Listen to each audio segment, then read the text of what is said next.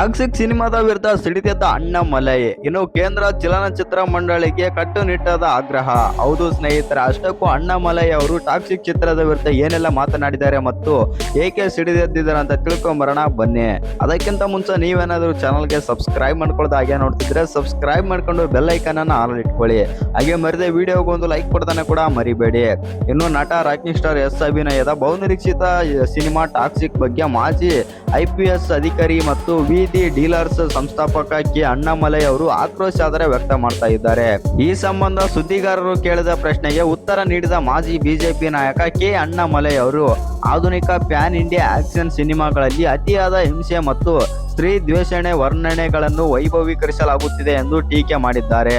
ಇನ್ನು ಭಾರತದ ಚಲನಚಿತ್ರ ಪ್ರಮಾಣೀಕರಣ ನಿಯಮಗಳು ಪಾಶ್ಚಿಮಾತ್ಯ ದೇಶಗಳಿರುವಂತೆ ಕಟ್ಟುನಿಟ್ಟಾಗಿಲ್ಲ ಎಂದು ಹೇಳಿದ ಕೆ ಅಣ್ಣಾಮಲೈ, ವಯಸ್ಸಿನ ನಿರ್ಬಂಧಗಳನ್ನು ಹೊಂದಿರುವ ಚಲನಚಿತ್ರಗಳಲ್ಲಿಯೂ ಸಹ ಪ್ರೇಕ್ಷಕರು ಅತಿಯಾದ ಹಿಂಸೆ ಮತ್ತು ಸ್ತ್ರೀ ದೇಶದ ವಿಷಯಗಳು ಮತ್ತು ಹಲವಾರು ಗೊಂದಲದ ದೃಶ್ಯಗಳಿಗೆ ಪದೇ ಪದೇ ಒಡ್ಡಿಕೊಳ್ಳುತ್ತಾರೆ ಎಂದು ಅವರು ಹೇಳಿದರು.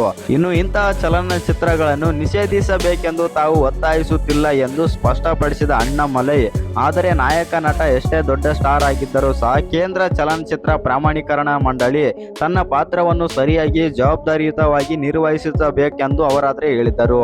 ಇನ್ನು ಪ್ರಮಾಣೀಕೃತ ಚಲನಚಿತ್ರಗಳ ಪ್ರದರ್ಶನಗಳಿಗೆ ಅಪ್ರಾಪ್ತ ವಯಸ್ಕರರು ಪ್ರವೇಶಿಸುವುದನ್ನು ಕಟ್ಟುನಿಟ್ಟಾಗಿ ತಡೆಯುವಂತೆ ಸಿಂಗಲ್ ಸ್ಕ್ರೀನ್ ಚಿತ್ರಮಂದಿಗಳ ಮಾಲೀಕರನ್ನು ಒತ್ತಾಯಿಸಿದ ಅಣ್ಣಾಮಲೈ ಅವರು ಹಲವಾರು ಸಿಂಗಲ್ ಸ್ಕ್ರೀನ್ ಚಿತ್ರಮಂದಿರಗಳಲ್ಲಿ ಈ ನಿಯಮಗಳನ್ನು ಸರಿಯಾಗಿ ಜಾರಿಗೊಳಿಸುತ್ತಿಲ್ಲ ಎಂದು ಆರೋಪಿಸಿದರು. ಅಲ್ಲದೆ ಸ್ಕ್ರೀನ್ ಮೇಲಿನ ಅತಿಯಾದ ಹಿಂಸೆ ಮತ್ತು ಪುರುಷ ಪ್ರಾಬಲ್ಯದ ಸ್ತ್ರೀ ದೇಶದ ವಿಷಯಗಳು ಯುವ ಜನರ ಮೇಲೆ ನಕಾರಾತ್ಮಕ ಪ್ರಭಾವ ಬೀರಬಹುದು ಎಂದು ಅಣ್ಣಾಮಲೈ ಆತಂಕ ವ್ಯಕ್ತಪಡಿಸಿದರು.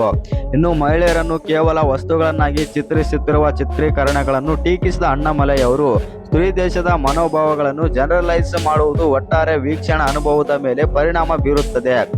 ಒಂದೇ ಸಮಯದಲ್ಲಿ ಅನೇಕ ಮಹಿಳೆಯರೊಂದಿಗೆ ಸಂಬಂಧ ಹೊಂದಿರುವ ಪುರುಷರನ್ನು ವೈಭವೀಕರಿಸುವುದು ನಿಜವಾದ ಪ್ರಗತಿಪರ ಚಿಂತನೆಗೆ ವಿರುದ್ಧವಾಗಿದೆ.